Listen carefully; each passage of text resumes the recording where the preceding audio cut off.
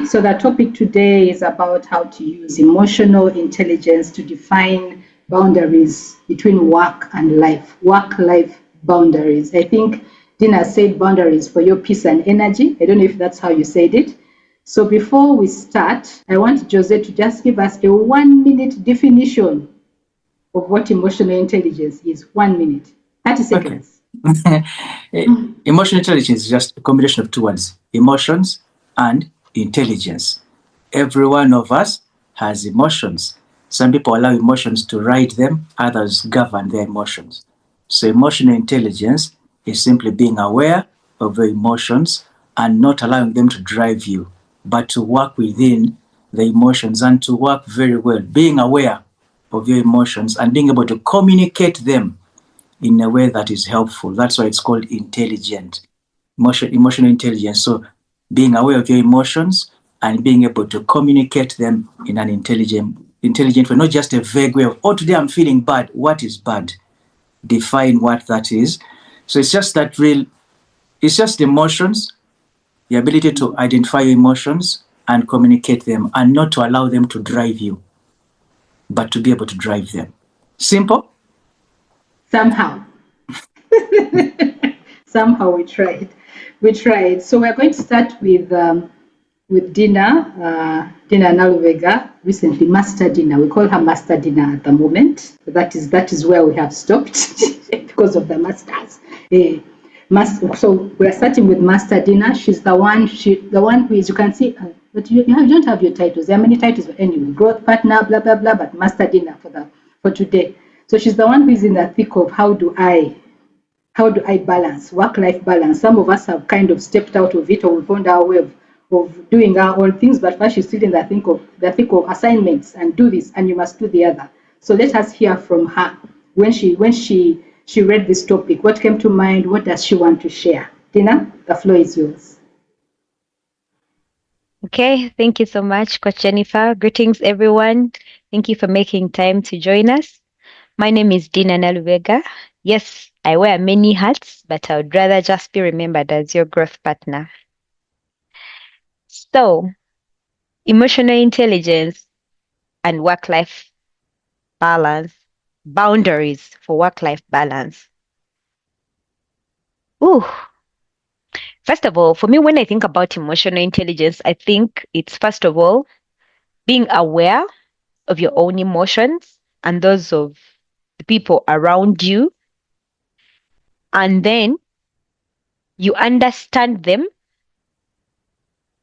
You kind of pause to understand them and then deliver the healthiest response to what you have understood.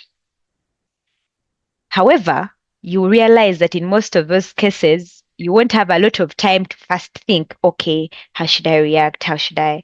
It means that you need to have done the work in the background or before the moment. You may not have a lot of time in that moment to pause, reflect, think, and then deliver a response. So when I was thinking about emotional intelligence and then boundaries for your work-life balance, for me, if I could just give a little background of where I am at this point in my life, I'm still employed, very much so, and in an environment which is defined usually by three things.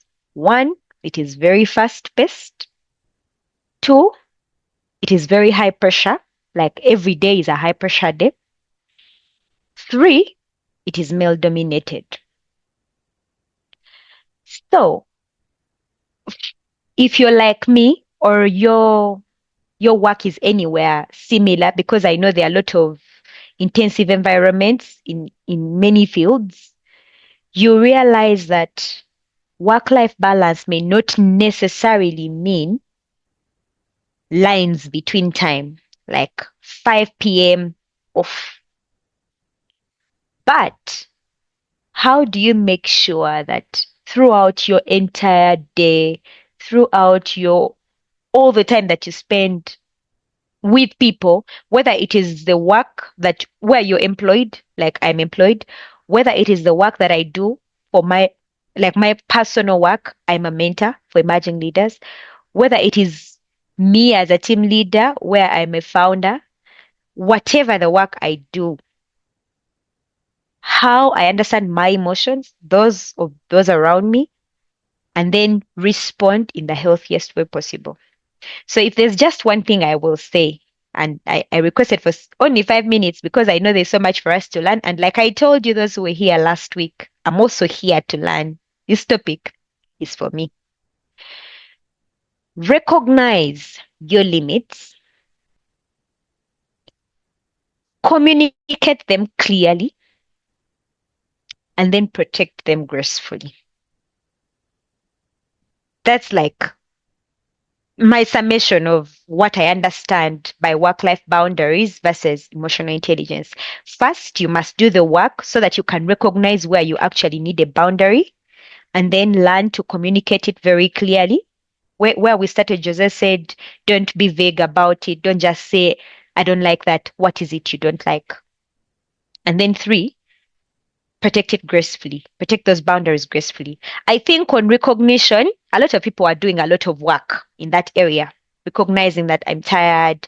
This is how much I can do in this moment. This is how much I can give you. We've done some work in that area for most people.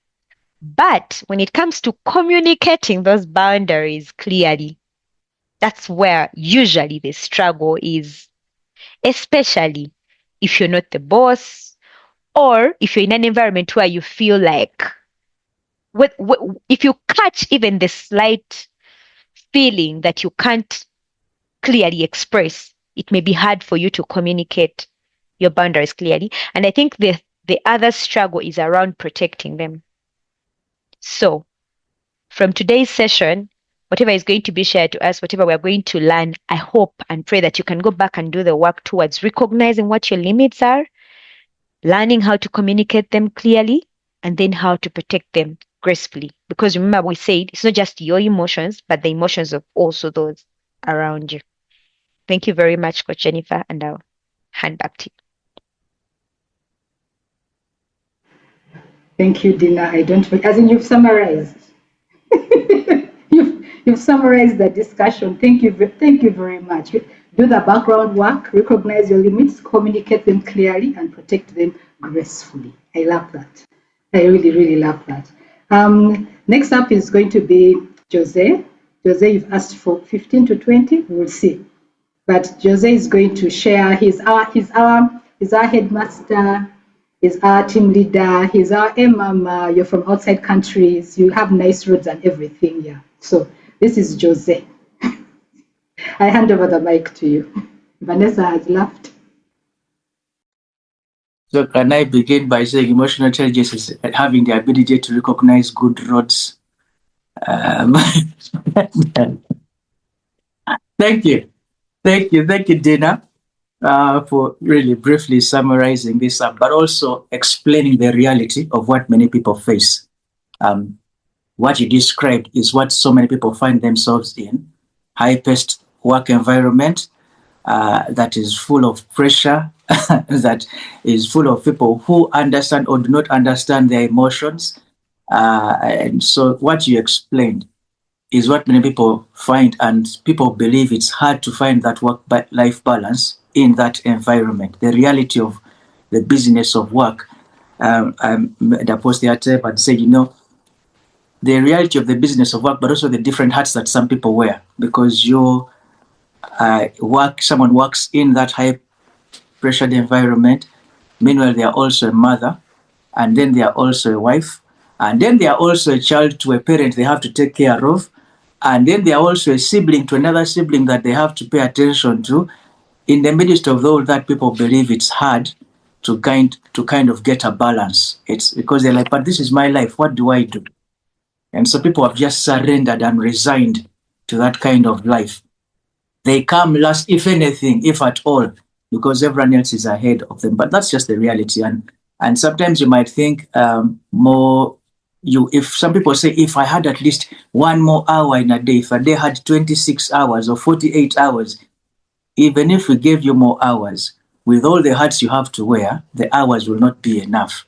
Some people will think, oh, I need to be more organized. And I've said that people here are very organized, with their, you want to make a coffee date with someone and someone will tell you, let me see, how does 3 weeks from now sound? And like 3 weeks to take a coffee date? Be serious.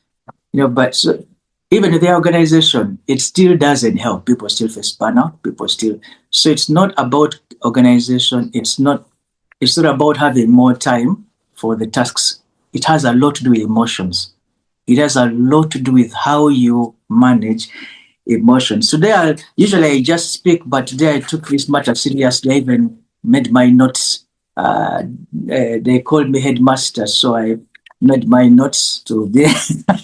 So I will be reading some of these things. But I think, like many of you have noticed, I'm passionate about burnout and people managing their energy, because what happens if you don't have the proper work-life balance is you burn out. And for some people, burnout, they don't realize that that's why more people have things like diabetes, high blood pressure, all these things. People think it's mostly diet and what, but actually it's the body that is burning out, and that's the only way it can react now. And so you find an increase in these things, and so I think burnout for me it just doesn't start with exhaustion. It starts with ignoring emotional signals. Your body keeps sending you signals, and emotional intelligence is how you realize the smoke and prevent the fire. You catch the smoke before the fire with just that emotional intelligence. And I've figured out that when leaders raise their emotional intelligence, burnout becomes preventable and not the inevitable. But I'll be talking about this emotional intelligence and work-life balance in just 3 main ways. 1 is awareness, 2 action, 3 accountability. And of course, everything starts with awareness. And I'm talking as a team leader now. I'm talking to someone who is leading a team, but these are applicable across the board. As a team leader, you cannot protect your team from what you do not see in yourself, from what you do not, if you are not aware of what's happening inside you, you can't protect others from what is happening inside them. And so emotional intelligence, it just helps leaders to realize, to be aware when your energy is dipping, even when the workload hasn't changed. The workload is the same, but you realize suddenly your energy is reducing. You wake up with less energy, but the workload hasn't changed. You realize you are replacing irritability with creativity. Where you used to be creative and now you are very irritable. That's a warning sign. If you're emotionally intelligent, you should realize, why am I quickly irritable these days? Things that used to, didn't tick me off, now they tick me off very quickly. Your emotions are communicating something to you. You begin to work longer, but you're producing less. That should be a sign that something is happening.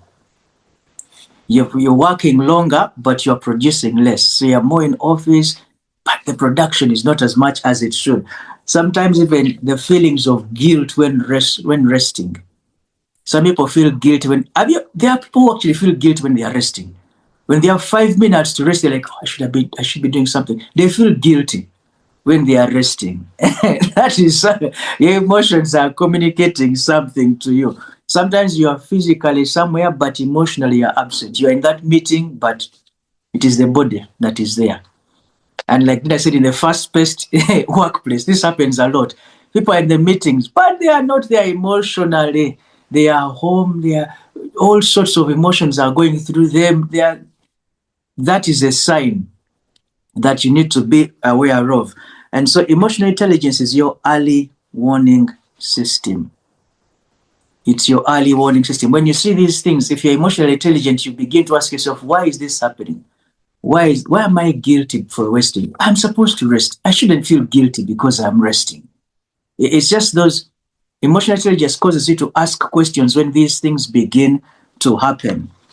And as a leader, when you begin to notice these things for yourself, you are aware also now about the team that you are leading.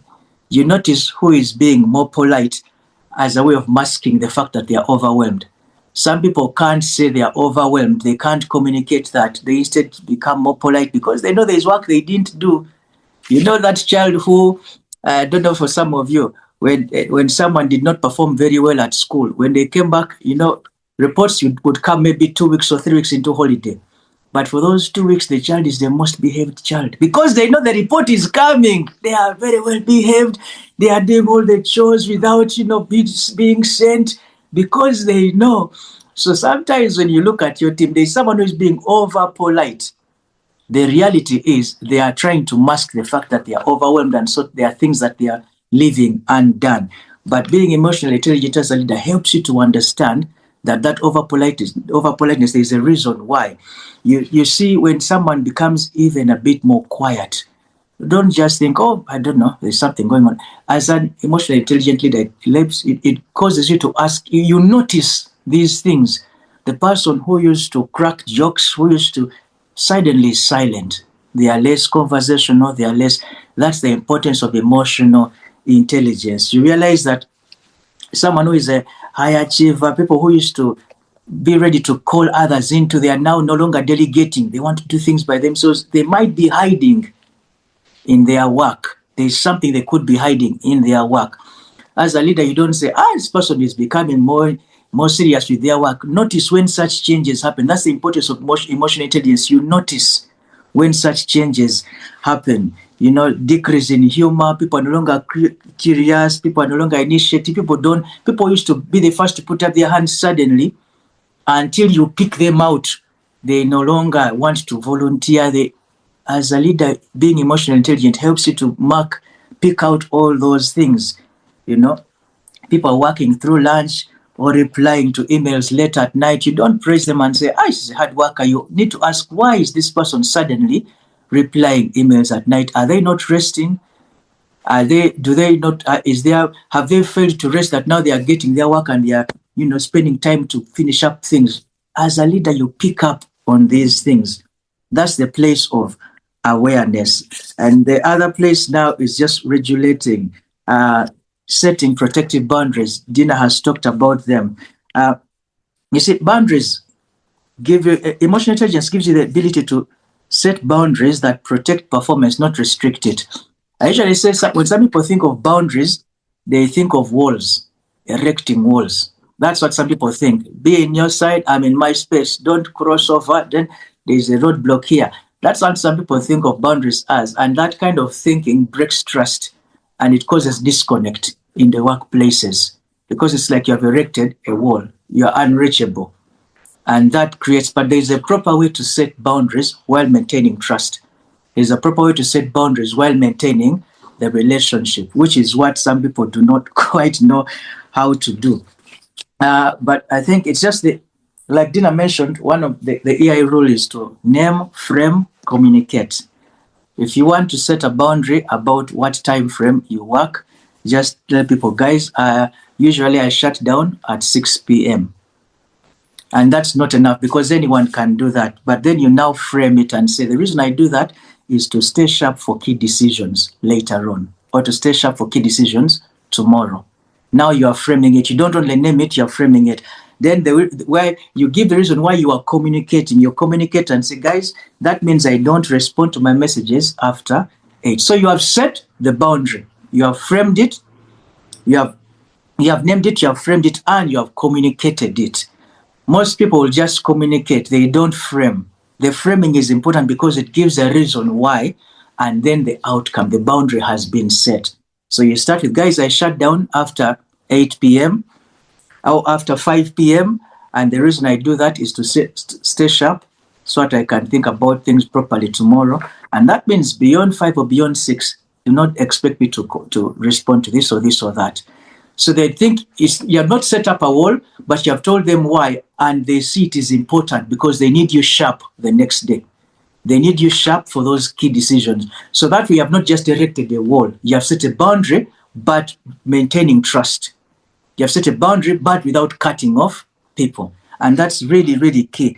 That's how you normalize setting healthy boundaries. And when you do that, you are mirroring something for your team that your team can also know, oh, it is okay to do that, and this is how we also do it. So now people in the team have healthy boundaries and they're able to communicate them very well. Leaders with strong EQ, intelligence, emotional intelligence also protect their people in a sense of giving clarity when it comes to workload. If you're not emotionally intelligent, you just dump things on people. You're not aware that people are being overwhelmed. And you're not even being clear with what you expect from people. Have you worked and they say, sometimes I think we don't do it a lot, defining, just asking someone, for example, this week, what are the 3 main things you're working on? That alone is very key to let someone know. It sets boundaries of this is what this person is going to be working on, and I do not dump anything else on them unless it's related to this, or if I can take this off their plate so that they can do this. That is being emotionally intelligent, but we don't do that. So every time, so and so, come to my office, please make sure you deliver this by tomorrow. You are still settling another board. So and so, come to my office, please make sure you deliver this after tomorrow. Why? Because you did not define, you did not start the week with defining as a team, so and so, what are the 3 things you're doing this week? So and so, what deliverables do we expect from you this week? So and so. That is being emotionally intelligent, because people know with clarity what everyone is working on. It avoids that overload. And then just really doing the emotional check-ins of not just saying, how are you doing? How is everything going? But being clear, what is draining your emotion? What is draining your energy this week? What is fueling your energy this week? Just very clearly. Sometimes you need to cut the and just go clear. What is draining your emotion, your energy this week? And then you have that conversation. It is these conversations that create an open space for people to talk, an open space for people to discuss. And you as the leader, you set the tone. You set the tone and say, guys, yesterday I really felt overwhelmed because I had to do A, B, C, D, and D, but this is how I managed to go through it. And, you are setting the tone for everyone else, letting people know it's okay. Sometimes work can be overwhelming, and you can communicate it, and you can discuss how to go about it. I think I'm running out of my my 15 minutes that I discussed. I can be passionate when I'm talking about certain things, but really, I think it's just also, I think when, as a leader, just that human-based delegation, not just workload-based delegation, but just asking people, this is the work that we have to do. This is the work I want you to do. How realistic is it for you? Based on the things that you are doing, is there something we need to take off your plate so that you can do it? Just that human-centered delegation, not task-centered delegation that we have to finish A, B, C, D, so and so do this, so and so do this, so and so. No, human-based delegation. When you're giving tasks, be humanly sensitive. I think just as I try and conclude, I'll ask you one question, maybe 2 questions, just for you to meditate on. What boundary, what thing can I remove from my plate that can help me to perform better? How can I protect? What thing can I do to protect my team? Just one thing that I can do to protect my team. Like I said, there's much we can talk about, but just as a leader, thinking of it that way, what can I do to protect my team? One thing that changes a lot for the team. Allow me to just pause at that. Wow, Jose. Please, guys, as in the hand claps, if you can, let me actually, this time I didn't do for dinner. Dinner, forgive me. I didn't do the effects for you. But there is so much here, especially if you're a team leader, about boundaries, set, name, frame, as you're communicating, set, name, frame, then the human-based delegation versus workload-based, as in just passing on your overwhelmment to your team. Yeah, I hope you've taken notes, guys, because these are real gems that if you go back and you really think about it and you begin to see how you can implement, they can help you as a team leader. I think we have some team leaders here. I'm seeing at least 2 who I know are team leaders. I hope you've taken notes. At least 3, actually. I hope you've taken notes. Yeah. So now we are going to go to the self. We first dealt with the person who is in the thick of it. Then we've dealt with handling a team. Now we are going to come back to self. You as you. How are you using emotional intelligence to define boundaries and even time myself? Meanwhile, if you have any questions in the meantime, you can begin to put the questions in the comments, in the chat, and we'll see if we'll have time at the end to answer the questions. I'm going to try to be as fast as possible, because some of what I've said has already been said by the others. So I want to start with a small story just for us to ask ourselves if we're raised knowing how to define boundaries, if we even know what boundaries are. We were on campus, and I visited a room of a friend of mine who was, I think, I don't remember which one. It was a guy friend, not a boyfriend, a guy friend. And he was perplexed by what was happening in the room. Jose has laughed. He was perplexed by what was happening. He had gotten this new roommate who was assigned to him, and what happened was the roommate did not understand the difference between towels. For him, he thought he could share towels. So yes, so he was like, this guy, I bathe, I come back, I put my towel down, he picks the towel and goes, and he comes back and uses it. And he did not know what to do, because he wasn't raised enforcing boundaries or standing for, these are my things. He wasn't raised like that. So he did not know what to do. So this is just like a wild question I want to throw out there. Were you raised understanding what boundaries are, first of all? Because the roommate who was sharing a towel, they were raised in a home where one towel is shared by the many kids. So for him, he thought it was normal. It was a normal thing that you do. But the other one did not know how to communicate that boundary. Actually, he left that towel, I think, and got another one. Because it was like, how do I tell this person that this is not normal? So I want you to ask yourself that question.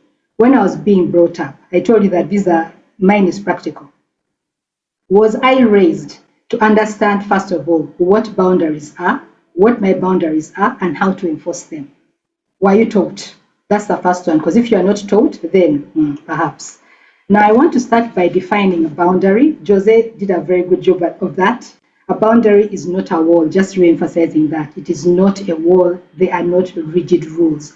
Boundaries are guidelines that govern your interaction, as in your interaction and relationships, and that the guidelines that you have communicated. If you have the guidelines in your mind, as Jose said, they have to be communicated. Even Dina talked about communicating clearly. If you have that guidelines in your mind, you don't want this, you don't like this, you don't like the other, and you haven't communicated them, they are not a boundary. They are not a boundary, because humans are not mind readers. So if you get mad about something that you have not communicated, that's on you. So that's the first thing. Boundaries are just guidelines. Now, why did I refer to the campus story? Because when we come into the work environment or any other relationships, we have to realize that we are coming to a place, I think we talked about this before, where we are different. We come from different backgrounds. We come from different homes. So we need to define boundaries to help us to relate acceptably with each other. And we also need to define boundaries for the work. Boundaries with our work, our relationship with our work. Seeing the work as a person. Because you're employed by a company that is a legal person. So you need to find a way of defining your boundaries. Because guess what? Work has defined boundaries for you. Are you aware of that? Yes, they defined boundaries as in the work hours, the working days, leave. They defined for you dress code. Some of them may define hairstyles. There are some workplaces where women are not allowed to have Swahili. I had a person who once worked there. They defined the language that you use, English. Some people here, we hear other languages when they're on Zoom, but they defined for you even the language that you use and the way, even whether you can have a relationship at work. There are some workplaces where you're not allowed to work in the same workplace with a spouse. Okay, where I was, you could fall in love and get married and be moved to different departments. But some workplaces, they even put a boundary on romantic feelings, on love. So work has defined boundaries for you. So I want to ask you, this is the second question. What are your life boundaries for work? Have you defined your life boundaries for work? Because work has defined its boundaries for you. So that's the second question that I want you to ask yourself. Work has defined its boundaries. You as a person need to find the life boundaries back for work, how you're going to interact with work. Now, this was about emotional intelligence, and Jose already defined it for us, how to use emotional intelligence to define work-life boundaries. And I Googled and I found I think an Oxford definition. Emotional intelligence is the capacity to be aware of, control, and express one's emotions, and to handle interpersonal relationships well. Now, what I want to focus on is mainly the underlying thoughts that cause us to feel the different ways that we feel, so that we can begin to work on that and manage ourselves better. Now, under emotional intelligence, there are 4 key areas. Again, I Googled self-awareness. Jose already talked about that. Self-management, it has been mentioned. Social awareness, Jose has talked about that immensely. And then relationship management. I think this is where this session kind of hinges on. It hinges on relationship management, because what you're doing is you're using emotional intelligence to manage your work relationship, the relationship between you and work. But what I want to focus on is the way that the things that you tell yourself, the stories that you tell yourself that cause you to feel different ways about different aspects of work, and how you can use this, how you can work with the way that you're thinking to help you to define different boundaries. Now, the first thing that I want to talk about, because last week we had a lot of, not a lot of, as in, when you raise the issue about work-life balance, people begin to talk about how it's totally impossible, it can't be done, and all that stuff. And I made a post and said, you need to start asking yourself some questions and challenging the statements that you're making. Work-life balance is impossible. What are you telling yourself? What is it that you're telling yourself to prop that up? So I just want to discuss, not to just put out three caveats as I'm going to discuss. Number one is you're not a slave. Just a reminder to you that you're not a slave of work. Because many of us go to work and somehow we think that we have no say. Slaves are the people who are given work and they have no say. The boss tells you do this and you do, without having a discussion about how much energy you have, about how to reorganize the time and all that stuff. It's you beginning to think that you're a slave. You are not a slave. You are not a slave. You have a say in whatever it is that's being assigned to you. Secondly, you are not serving work with your life. You are not serving work with your life. You are not serving work with your life. I've said that 3 times. I hope that you go back and think about that and just begin to ponder, where is it that I am pouring life in a place where I'm supposed to be using other things? Now, what you're employed to do, what you're offering at work is you're offering knowledge, you're offering skills, you're offering talents, you're offering experience in exchange for pay. You're not offering life.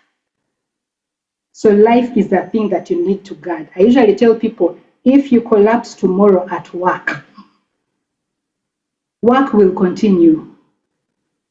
It will continue because they are not employing your life. They're employing skills. And you need to remind yourself, that's what you're bringing. You're bringing skills, you're bringing knowledge, you're bringing talents, you're bringing experience, you're bringing such things, not life. So you need to define your life boundaries for work. Because what work is offering you, tasks, yes, but they're offering pay. What you're offering work, skills, knowledge, experience, talents.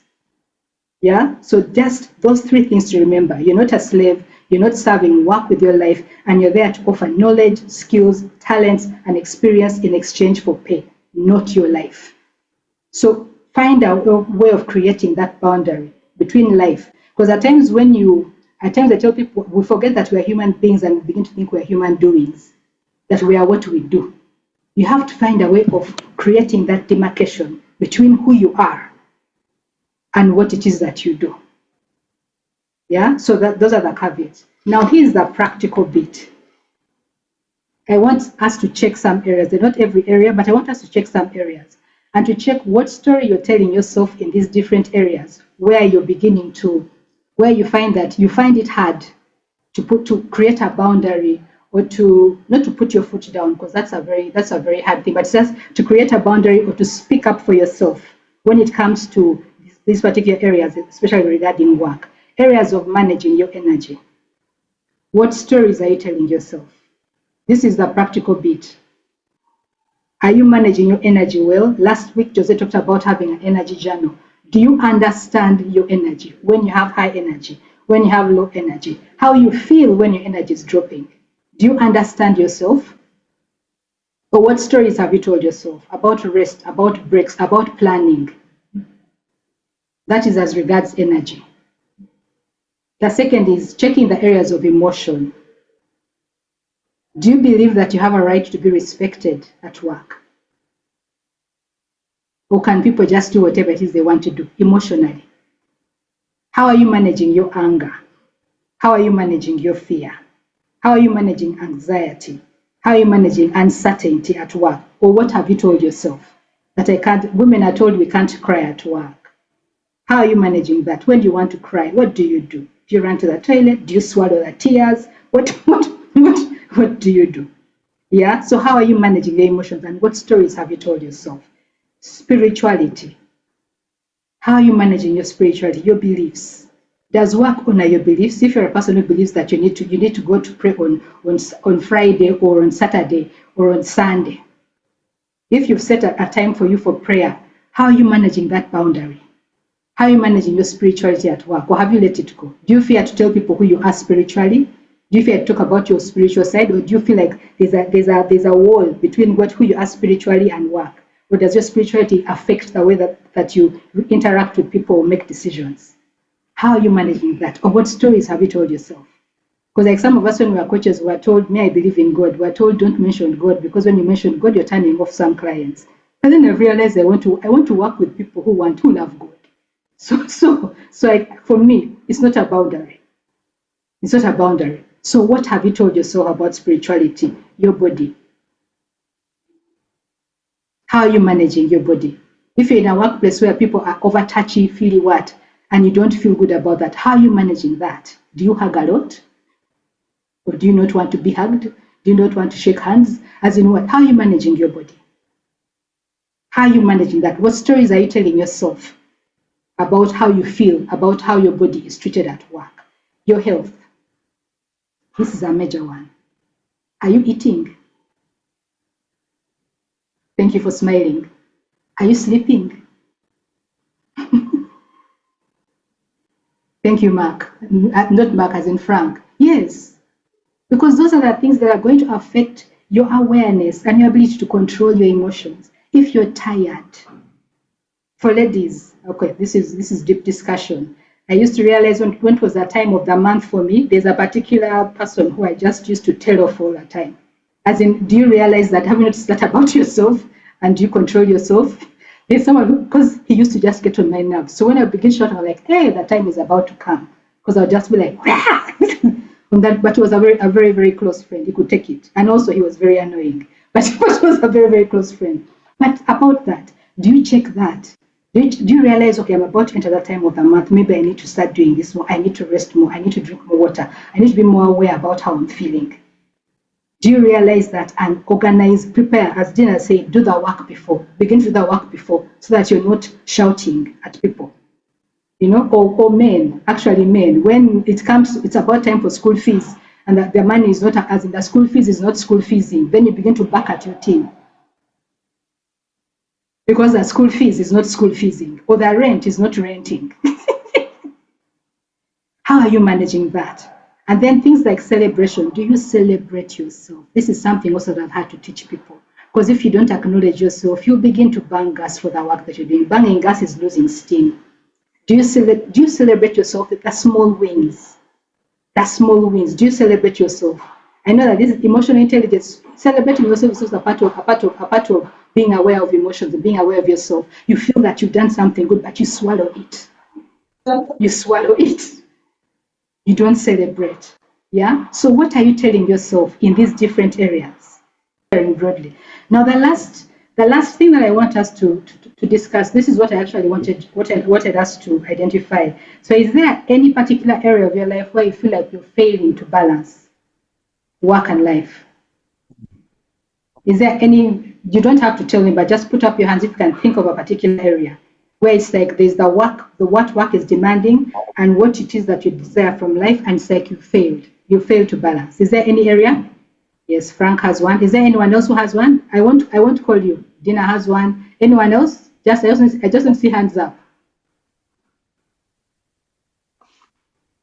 Anyone else? I won't call you. Don't worry. So this is where the exercise is going to be. This is where the exercise is going to be. So what I want you to do is, in your book, write the work desire. What it is that work is demanding. What is it that is hard? Sarah Rice also said yes. What is it? It's either assignments from the boss, or it is eating, whatever it is. As in, what is it? What is it that work is? Maybe it's assignments, and the area that you want to work on is maybe eating, maybe it is managing your time better, maybe it's managing your emotions better. So one side, put a dry line in the middle, one side do work. What the work demand is. Badru, please mute. Okay, I've muted you. Okay, Abdul, sorry, I keep calling you Badru, I don't know why. So have you done that? On one side, I'm going to use dinner. I'm going to use dinner as my reference. Don't worry, I won't ask you, but on one side, what work is demanding? You have that. The other side, what it is that you desire. The life desire. Do you have that? Yeah, because I'm using dinner as the example. Now I want you to think about when it is that you achieve this work thing, what is it that you get out of that? What is it that you get when you accomplish the work thing, that demand? What is it that you get? And write on one side, what is the quality that you feel? Do you feel accomplished? Do you feel, what is it? Do you feel like you get paid? Do you feel like you, as in, what is it? You have it? Now, that area of desire, if it is that, if you get that desire, if you're able to achieve that thing or to do that area of desire, what is it that you feel? What is it that you experience? Is it joy? Is it satisfaction? Is it freedom? What is it that you feel? I hope you're all doing the exercise because I want to teach you how to kind of balance, to review yourself and then to create balance.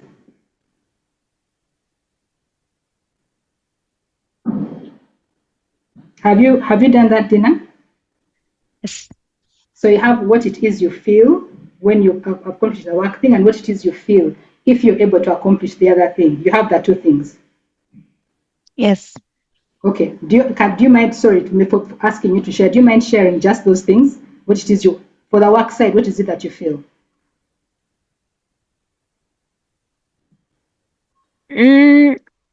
Okay, it's a bit it's too long, but what I feel or what I get is I feel like I get to the standing I want to get to with the seniors. Oh, so recognition. Recognition. I think it's deeper than that, but okay, let's take that. Okay, whatever, use whatever word you have to use because I want you to have like a word. And the other side, when you achieve that other area of desire, what is it that you feel if you are able to do that thing? I feel full, like Oh, accomplished. you feel full and but it's like they're kind of fighting against each other. Yeah. Okay, so I want you to remember a time. This is now for all of you. Remember a time, a real example where you had this battle between these two things, and one of them won. Of course, the work won. I want you to remember that time. Can you remember that time and actually go back to the memory, as in what was happening, how you sacrificed? You need to pick one. What if it's Just one. Only ongoing? one. I want a real one. Even if it's ongoing, I want you to pick one real one where it happened. If one that happened last week, one that happened last month, one that happened yesterday. To pick one. I hope you're all doing this exercise, people. Stella Maris's hand is still up. Have you picked one? Yes. Okay, so I want you to go back and actually be as if you're watching that memory of seeing Dina going through that whole process of the work thing has come and she desires what we call recognition, but the other thing is there and she's struggling, as in if she does it, she'll feel full. Yeah, and you can see the decision that you made, which of course was work, and the other thing had to pay. So I want you to ask yourself, what could you have done in this particular situation in order for you to feel both the recognition and the fullness? What else could you have done? When you're looking at yourself now, what qualities could you have used? Could you have used boldness? Could you have applied some wisdom? Could you have done like some better planning? Could you have been creative? Could you have used innovation in order for you to achieve both the recognition, in quotes, and the fullness? What could you have done differently in that situation? Are you coming up with ideas? Yes. You want me to share? No, not yet. Okay. Have you finished them? What you could have done differently? Yes. Okay. Now I want you to go back and look at that particular, as in play that situation in front of you and see yourself actually doing that. doing that thing and watch how the situation, if you had done that, how it would have changed.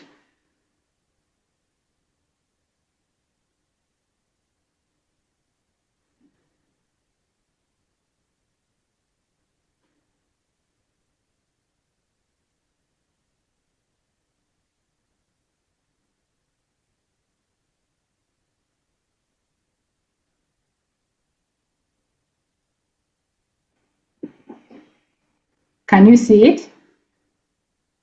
Yes. Okay, so how could it have changed? I don't know that part, the previous. How could it have changed? Like, I don't know how to share without giving the exact circumstances. I want you to share what you feel free sharing. How would it have changed? Okay. First of all, I needed to make better decisions, like ahead of that moment. Plan better.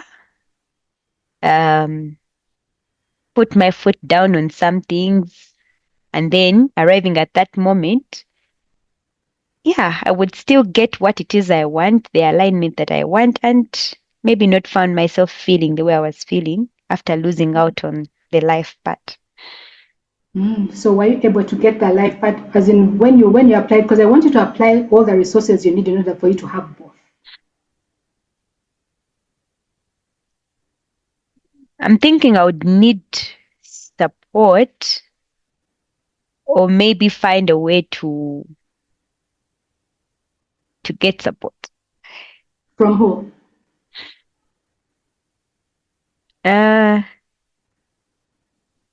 From like a decision maker or an authority above me. Okay.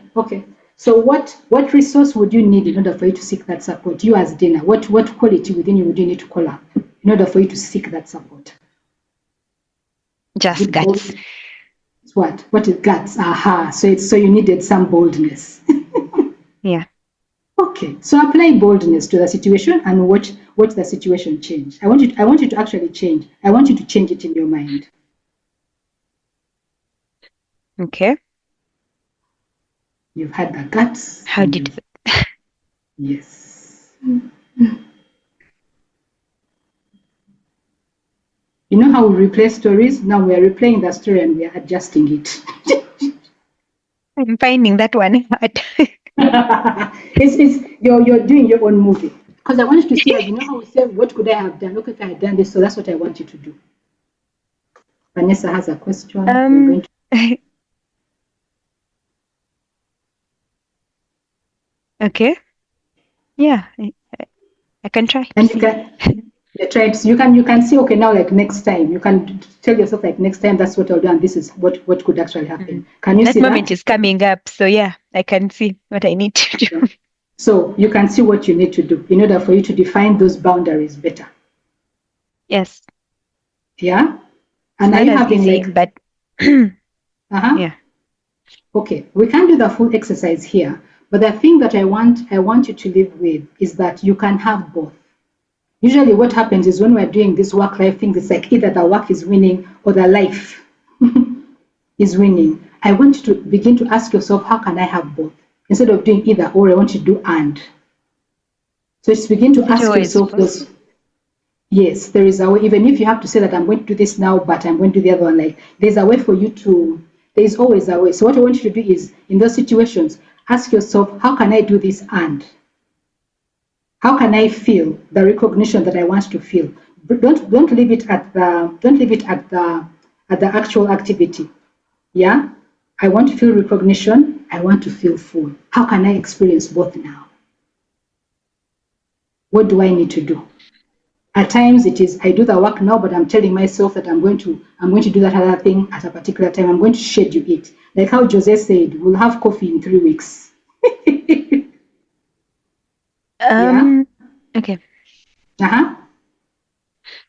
There can be cases when the dates tie, you can't move up the work thing and you can't move up the life thing.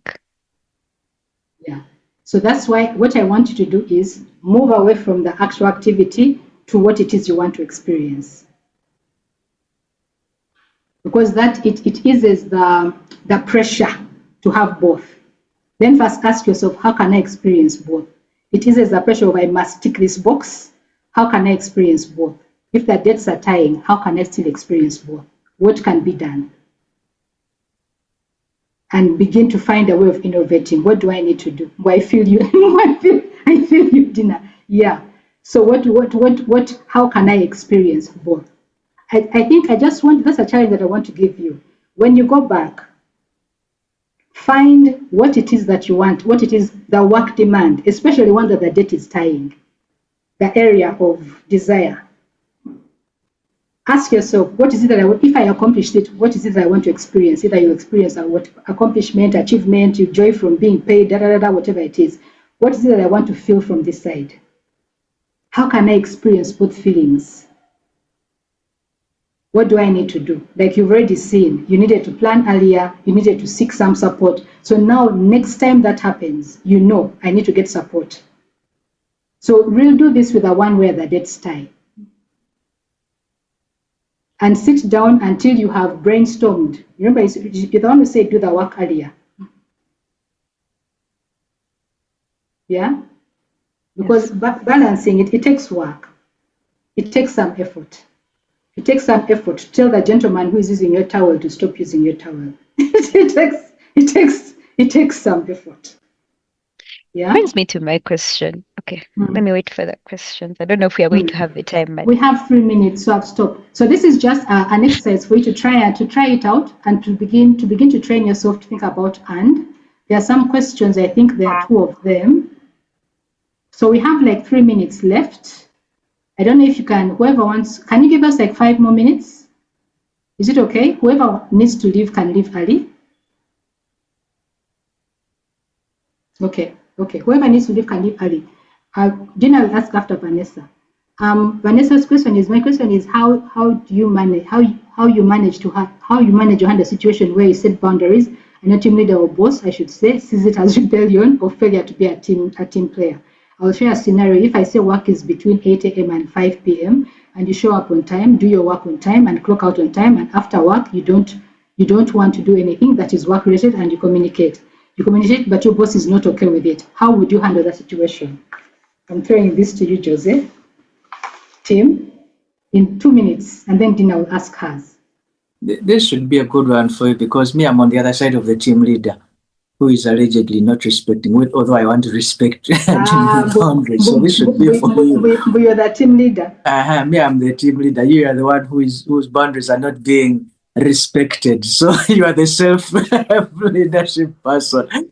But I think for me, it's like I said, the one thing I think is how you frame the boundary. Because people usually say, I can't work past this time.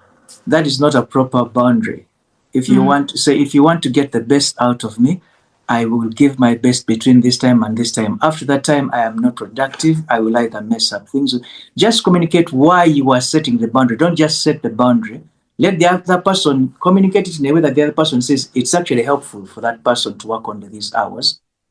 And it's helpful for them, and it is helpful for us also as a company. Because sometimes people set boundaries in the sense of when someone looks at it, it only benefits you and not them. But if I say to you guys, between this time and this time, get me at that time, I will do the best that I am up, I am sharp, I am past that time, because my mind is on this and this and this other responsibility, you won't get the best out of me, and yet I want to make sure that I'm always giving you the best. So how you frame it and how you then communicate it is what makes the other person think, okay, we want the best of her, and this is the best time she will produce results. Okay. Vanessa, has that cleared it? Do you feel like you communicated it clearly, as in the way that Jose said, set, name, and frame? Okay. I did, but listening to Uncle Jose and how he's framed it, maybe I needed to communicate better. Yeah. So, yeah, thank you. Dina, what is your question?